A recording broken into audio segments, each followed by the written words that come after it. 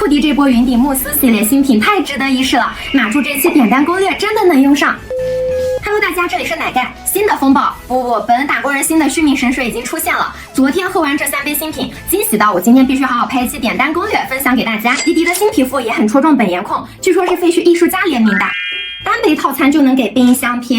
这种周边也太实用了吧。第一杯是云顶慕斯欧培拉拿铁。先微品一口，感受散满可可粉的绵密咖啡慕斯，再大口下去，可以同时感受到上层咖啡微苦的坚果香和下层深奥的芝士咸香。不愧是金奖咖啡豆，焦香而浓郁，再融合清甜的香草和牛奶，咸甜苦的比例搭配的刚刚好，入口即化的口感，甘醇又浑厚。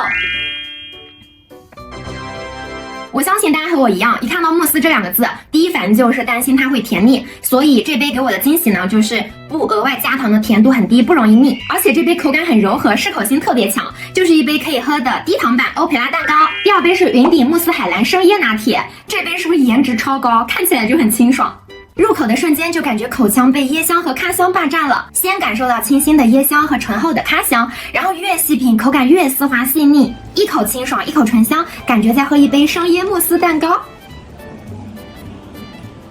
这边没有无糖选项，不过这个半糖的甜度也很低。那我昨天是点外卖，是配吸管喝的，单独喝下半部分的椰乳部分就是很满足的香甜。那现在直饮呢，感觉比用吸管搅匀喝的口感更丰富了。在咖香的基础上呢，还会有椰香的回甘，大家一定要记得直饮喝哦，不建议插吸管。最后这杯云顶慕斯抹茶拿铁，我特地用来压轴啊，一口下去抹茶脑袋包满足的。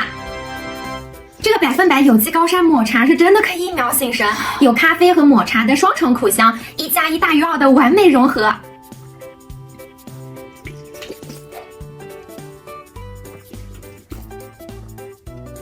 怕苦的宝这边也可以放心点，不额外加糖，因为馥郁的香气远远大于苦味，而且是那种越喝越上头的满足感。入口虽然比较轻丝滑，但是沁人的茶香和微甜的奶香交织在一起，会有很暧昧的拉扯感。喝完以后呢，微苦的咖香又能让你感觉回味很悠长。